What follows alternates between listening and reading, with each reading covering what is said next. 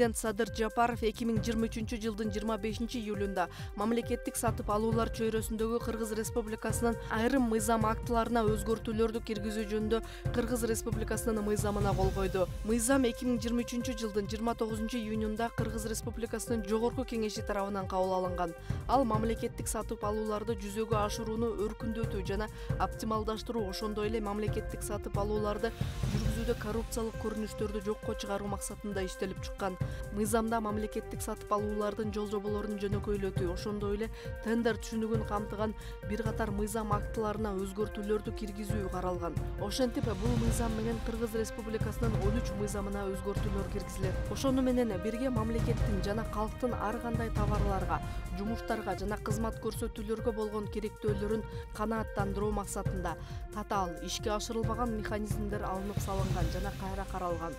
Сатып алуулар планын өзгөртүүдө жол жоболор кыскартылган. Бир булактан методду колдонуу учурлары кеңейтилген. Ошондой эле мамлекеттик сатып алуулар боюнча ыйгарым укуктуу мамлекеттик органга мамлекеттик сатып алуулар чөйрөсүндөгү мыйзамдарды колдонуунун суроо талаптары боюнча жазуу түрүндө түшүндүрмөлөрдү берүү функциясы каралган. Бүгүн 26-июлга карата Токтогул суу сактагычында суунун көлөмү 10 миллиард 833 миллион куб метрди түздү. Бул тууралуу электр станциялары ачык акционердик коомунун басма сөз кызматы билдирди. Маалыматка ылайык, суунун агып келиши секундасына 748 куб метрди түзсө, суунун керектөө секундасына 448 куб метрди түзүүдө. Өлкөнүн энергетиктери керектөөчүлөрдү электр энергиясын сарамжалдуу пайдаланууга чакырат. Быйыл Ош облусунда заманбап 30 мектеп пайдаланууга берилет. Бул тууралуу президенттин облустагы өкүлчүлүгүнөн билдиришти.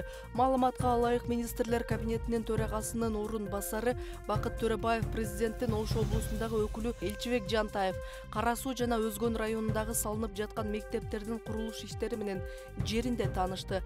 Бакыт Төрөбаев мектептин сапатына жана бүткөрүү мөөнөтүнө өзгөчө көңүл буруу керектигин баса белгилеп, бул иштерди толук бүткөрүү үчүн баардык шарттар түзүлгөндүгүн билдирди.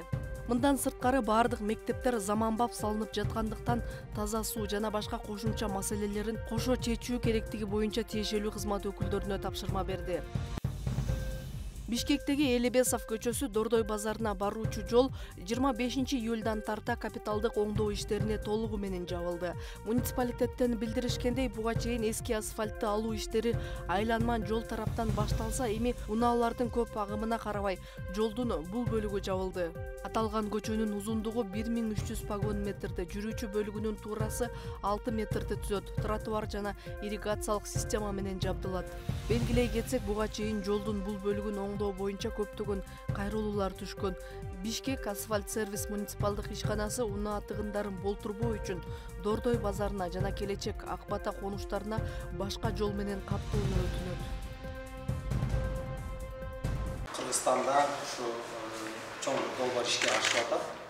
Айыл Чарба техникумунда бүткүл дүйнөлүк банктын Ош областы жана Ош шаары боюнча регионалдык экономикалык өнүктүрүү долбоорунун алкагында айыл чарба техникалары жана керектелүүчү шаймандар тапшырылды. Окуу жай Оштогу окуу жай багытындагы бирден бир жалгыз билим берүү мекемеси. Мында окуу куралдарынын, шаймандарынын жетишсиздиги орун алган. Буга чейин деле компьютерлерибиз, ушундай электрондук доскаларыбыз болгон, бирок эми алар толук кабинеттерге жетишсиз болчу да.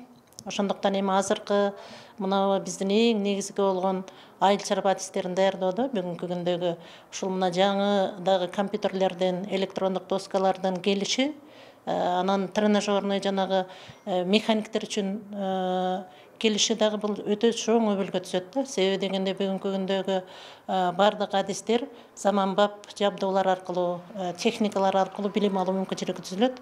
Бул биздин ошол билим сапатын жогорулатууга зор таасирин тийгизет деген ойдомун. 300дөн ашуун студент билим алган окуу жайга негизги айыл чарба кызматтарын жөнгө салуучу, функцияларды жакшыртуу курамынын негизинде агробизнестин атаандаштыкка жөндөмдүүлүк борбору тарабынан техникумга 85 миңге жакын АКШ долларды түзгөн айыл чарба техникалары жана керектелүүчү шаймандар тапшырылды. Бул техникалардын бизге аба менен суудай керек болчу. Азыр өзүңүздөргө белгилүү баардык тармактар заманбап жабдуулар менен жабдылып, иштер дагы ошол